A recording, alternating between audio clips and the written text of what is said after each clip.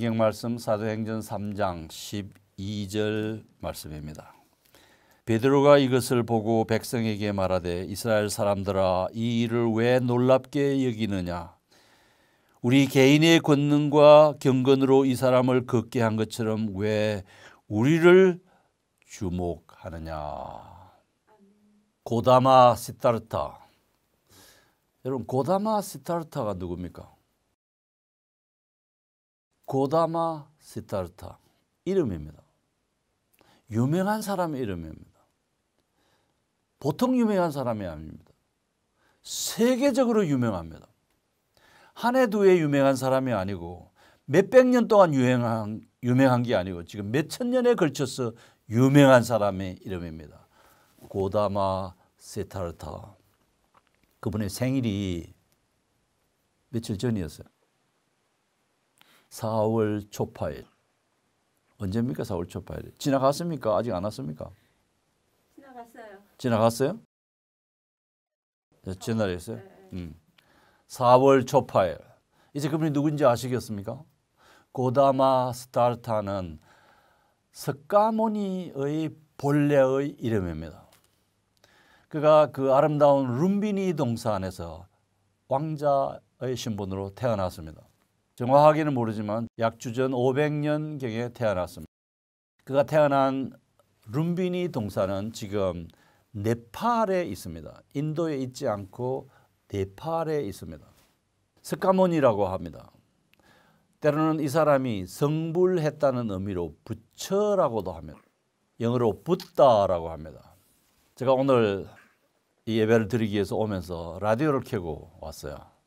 근데 마침 불교 방송인지 어떤 사람이 고다마 시타르타의 탄생 이야기를 쭉 이야기하는 걸 제가 들으면서 왔습니다. 고다마 시타르타 왕자의 신분으로 태어났는데 탄생 이야기에서부터 아주 특이한 게 있습니다. 첫째는 태어나자마자 어머니의 허리에서 나오자마자 7걸음을 걸었다. 두 번째는 이어서 천상천하 유아독존이라고 말을 했다. 세 번째는 7마리의 용이 와가지고 물을 뿌려서 모욕을 시켰다. 그래서 지금도 4월 초파일 절에 행사에 가면 스가모니를 상징하는 어린 아이를 세워놓고 그 위에 물을 붓는 행사가 계속되고 있습니다. 오늘 그 이야기를 하는 분이 굉장히 재미있게 제가 사는 지역 표준말로는 아주 찰지게 이야기를 했습니다. 그는 참으로 위대한 분이고 그분은 자기 고향에서만 유명한 것이 아니라 자기가 태어난 나라에서만 유명한 게 아니라 세계적으로 유명하고 아마 그분을 모르는 사람은 이 지구상에 별로 없을 것 같습니다. 고다마 시타르타 4대 성인 중에 한 분이시고 실제로 인간이 별것 아니다라는 이 사실을 깨달은 아주 위대한 분입니다. 천상천하 유아독존이라는 말은 나 개인에게 가장 소중한 것은 나 자신이다라는 말이고 내가 소중한 줄 알면 남도 소중하다는 것을 알아라. 그래서 서로 간에 존경하고 서로의 소중함을 깨닫고 평화롭게 살라라고 하는 뜻입니다. 고다마 시타르타 불교의 최대의 행사인 4월 초파일 고다마 시타르타의 탄생 이 절기에 오늘 설교를 스가모니 이야기부터 시작합니다. 불교는 불기 몇 년 이렇게 계산을 하는데 그 불기는 스가모니가 태어난 고다마 시타르타가 태어난 그 탄생일로부터 계산하는 게 아니라 그분이 이른바 성불해서 진리를 깨닫고 그 진리를 외치고 설파하고 가르치고 그래서 세상을 떠난 입적을 했다 그러죠. 그래서 세상을 떠난 열반에 들어간 세상을 떠난 시점으로부터 시작해서 불기 몇 년이다 이렇게 계산합니다. 고다마 시타르타 스가모니가 우리에게 하고자 하는 이야기가 뭘까요? 인생은 고통의 연속이다. 이 고통에서 해탈하는 길은 내 자신이 한계성을 가진 인간인 것을 깨닫고 그 고통을 감내하는 것이고, 그 고통에서 벗어나려고 노력하는 것이 아니라 그 고통을 껴안고 자신이 부처가 되는 것이다 라는 것입니다. 불교는 본래 신을 믿는 종교가 아닙니다. 하나님을 숭배하는 종교가 아닙니다. 자기 자신이 누구인가를 깨닫고 자기 자신을 발견하는 그것이 그 종교의 핵심입니다. 근데 그 불교 그룹 가운데 부처를, 스카모니를, 고다마 스타르타를 신으로 숭배하고 하나님이라고 보는 사람들이 있다고 합니다. 스카모니 자신은 나는 주목하지 말라. 내가 주인공이 아니다. 그래서 나를 예배하거나 나를 섬기거나 나를 하나님으로 생각하지 말라고 가르쳐도 그를 존경한 나머지 자꾸 스카모니에게 예배를 드리려 하고 스카모니 상인 부처를 향해서 계속 절을 하는 그런 일이 계속되고 있습니다. 인간의 종교성이 그런 현상으로 드러납니다. 여러분, 하나님께서 예수를 그리스도로 믿는 기독교인들에게 준 사명이 있습니다. 여러 가지 사명 가운데 가장 고귀한 사명은 증거의 사명입니다. 이걸 영어로 witness라고 합니다. witness, 증언, 증거하는 일입니다. 신약 성경이 헬라어, 그리스어로 기록되어 있는데 그 신약 성경의 순교라는 말이 증언하다, 순교하다가 같은 말입니다. 말투스라고 합니다. 초기 기독교인은 신앙적인 박해가 왔을 때 그것을 두려워하거나 회피하거나 그 위경에서 탈출하려 하지 아니하고 오히려 담담하게 그것을 받아들이면서 기꺼이 예수 그분이 구원자이시고 주이시고 그리스도이신 것을 증언하는 활동으로 순교를 감내했습니다. 그래서 우리 기독교 신앙은, 우리 그리스도의 교회는 예수 그리스도께서 순교하신 그 피뿐만 아니라 초대 교인들이 흘린 수많은 피 위에 세워져 있습니다. 라틴어권의 최대의 신학자인 터툴리아누스는 순교자의 피는 생명의 씨앗이다라고 말했습니다. 기독교 신앙을 박해해서 죽이면 죽일수록 오히려 그 죽음을 보고 저 사람이 도대체 무엇을 믿기에 죽음을 두려워하지 않는가 궁금해하면서 복음을 들었을 때 자신도 그 순교자와 같은 신앙을 고백하는 자들이 많아졌습니다. 그래서 로마 제국이 기독교인을 박해하면 박해할수록 기독교인 수가 점점 많아졌습니다. 순교자의 피는 생명의 씨앗이다라고 하는 터툴리아누스의 말이 입증되었습니다.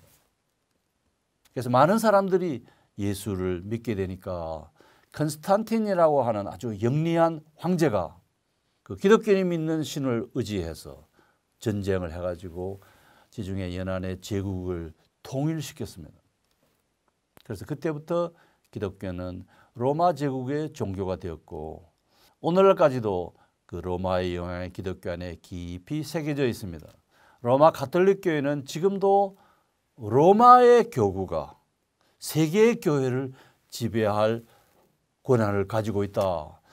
예수님이 베드로에게 준 열쇠, 그것을 베드로가 가지고 있었고 베드로가 목회하던 교구가 로마 교회이기 때문에 로마 교회가 전체 교회를 지배할 권한을 가지고 있다. 수장권, 스프리머시를 가지고 있다고 봅니다. 예수님이 베드로에게 준 열쇠는 문자적인 열쇠가 아니고 교황을 계급으로 하는 계급 조직도 아니고 그 당시는 교황이라는 아이디어도 없었고 그 아이디어는 500년대 들어서서 최초로 교회 안에 등장했습니다만 예수님이 베드로에게 준 천국의 열쇠는 우리가 생명을 바쳐서 증거해야 될 복음의 증인, 증언을 해야 될 과제를 준 것입니다. 그 증언의 내용은 예수님, 당신이 우리의 주시고 당신이 우리의 그리스도십니다. 당신이 우리의 메시아십니다. 라고 하는 고백입니다. 십자가에 못 박혀 죽으시고 죽은 자 가운데서 3일 만에 부활하신 예수 그분을 믿으면 영원한 생명을 얻는다라고 하는 복음이고 그 그 복음을 전해야 될 사명을 우리에게 주셨습니다. 그래서 우리가 입을 열어서 예수 그분이 어떤 분인가를 전하면 성령 하나님이 역사하셔서 그 복음 듣는 자의 마음을 열어 제치시고 예수를 믿게 하십니다. 하나님께서 구원하기로 작정한 자들은 다 믿을 것입니다. 그래서 우리가 부지런히 증언 사역을 감당하는 것이 우리의 사명입니다. 법정에 가면 증언이라고 하는 것이 굉장히 효력이 높은 것으로 간주됩니다. 법정은 문서보다 증인이 직접 법정에 와서 선서하고 하는 증언을 문서보다 더 효력이 있는 것으로 간주합니다. 증언. 우리가 이 세상을 향해서 해야 될 증언, 그것이 무엇이냐 하면 예수님이 참으로 하나님의 아들이시고 참으로 그리스도시고 참으로 우리의 구원자시다라고 하는 진리입니다. 이 진리를 본격적으로 외친 사람이 예수님의 제자 베드로였습니다.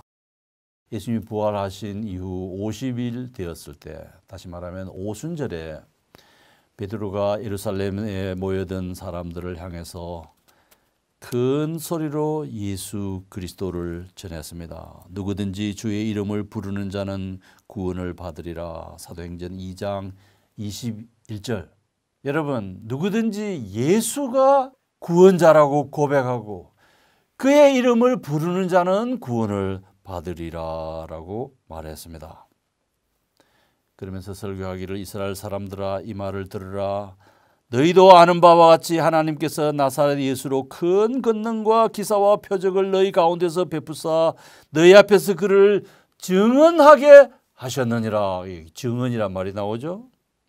그가 하나님께서 정하신 뜻과 미리 아신 대로 내어준 바 되었거늘 너희가 법 없는 자들의 손을 빌려 그를 못 박아 죽였느니라. 바로 당신들이 그 예수 그리스도를 죽였다.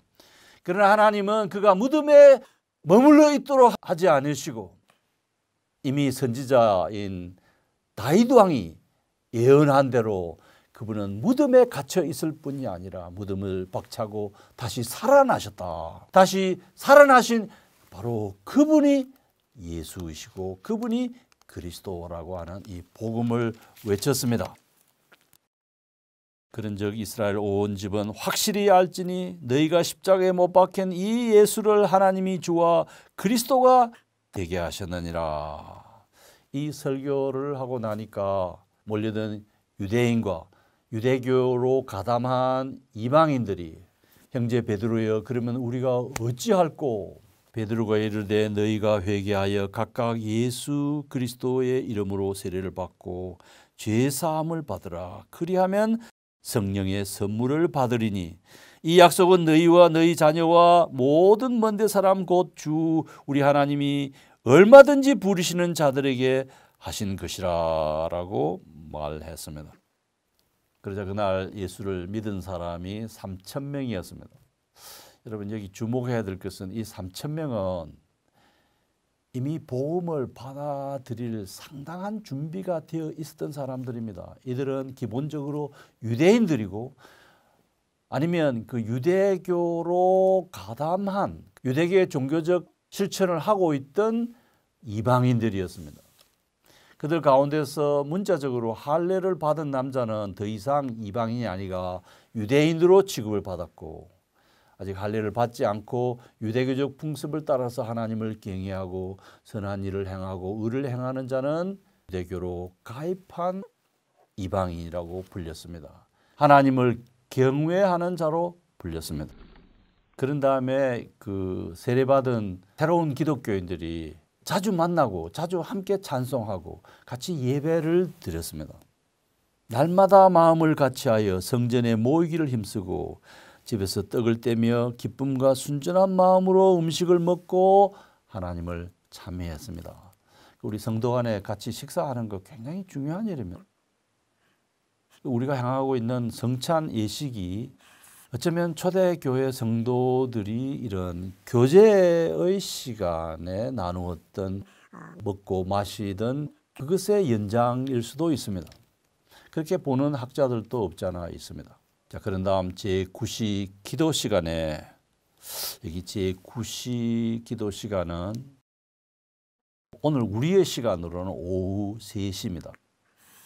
유대인들은 세 가지 시간법을 사용하고 있는데 첫 번째는 해 질 때부터 시작해서 다음날 해 질 때까지를 하루로 보는 유대인 시간법. 둘째는 바벨론 시간법으로서 바벨론 포로로 끌려가서 그들의 관습대로 해 뜰 때를 일시로 해서 해 질 때까지를 24시간으로 계산하는 바벨론 시간법. 세 번째는 로마 시간법을 사용했습니다. 오늘 우리가 사용하는 시간은 로마 시간법입니다. 자정에서 자정까지를 24시간으로 구분하는 시간법입니다.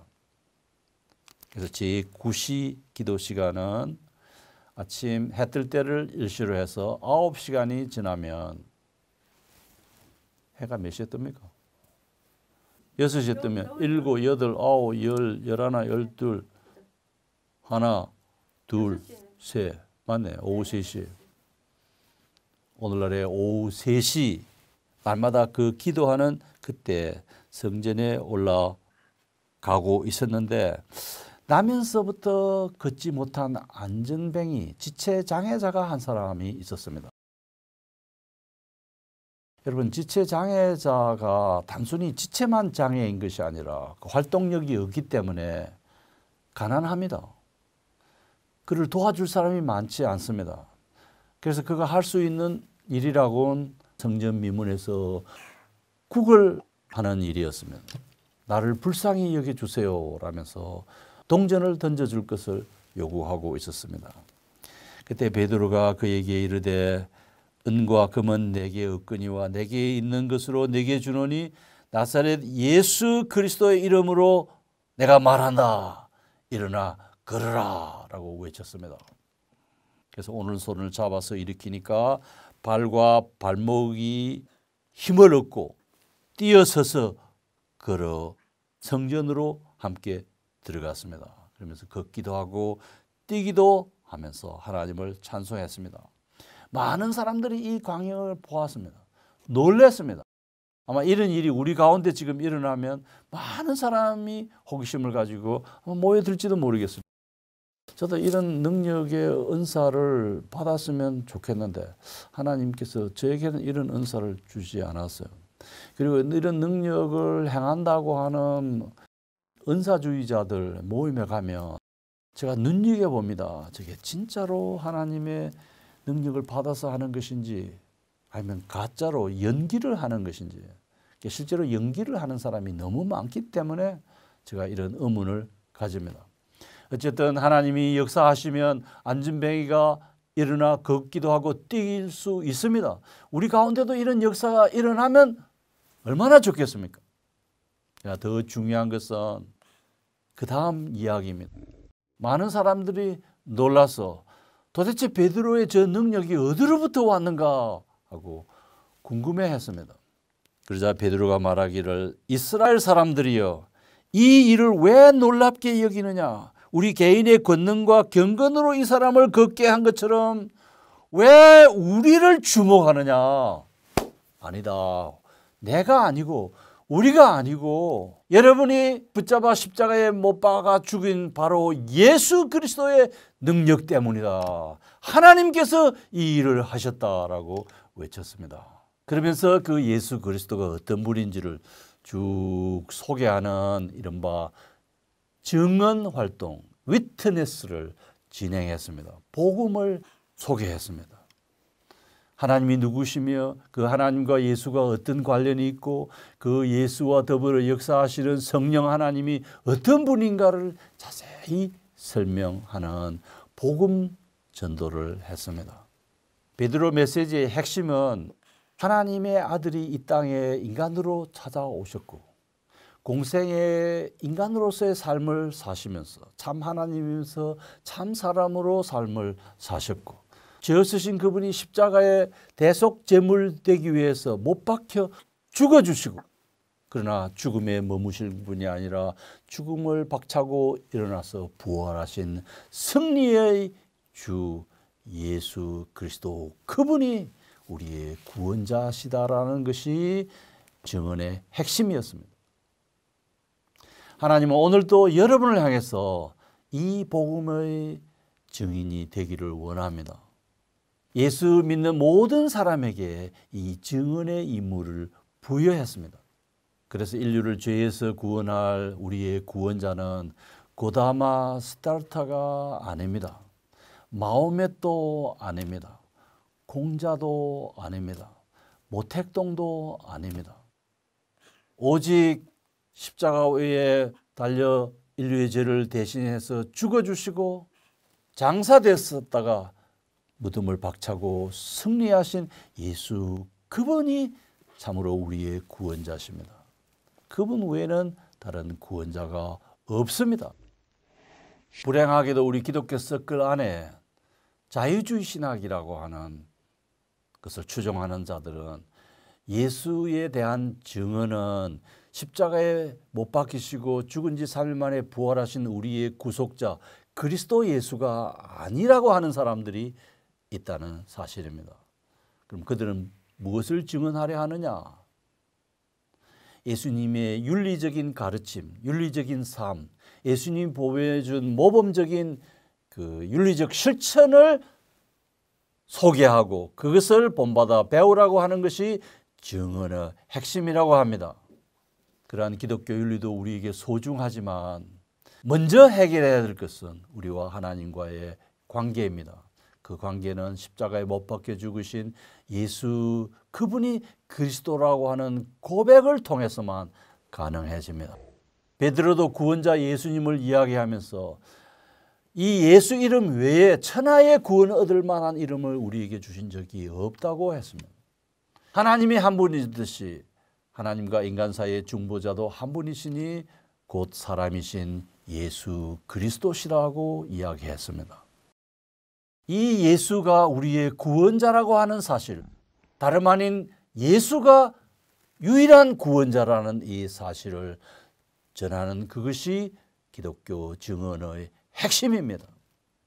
성경은 바로 이것을 증언하고 있고 하나님 우리 모두가 이 복음의 증인이 되기를 원하십니다. 이 한 주간도 우리 하나님이 원하시는 증인의 삶을 성공적으로 사셔서 하나님의 시선이 여러분의 삶 가운데 머무시기를 바랍니다. 고다마 스타르타가 주인공이 아닙니다. 스가모니가 주인공이 아닙니다. 모택동이 주인공이 아닙니다. 이 세상의 어떤 종교 지도자나 위인이나 성자가 주인공이 아닙니다.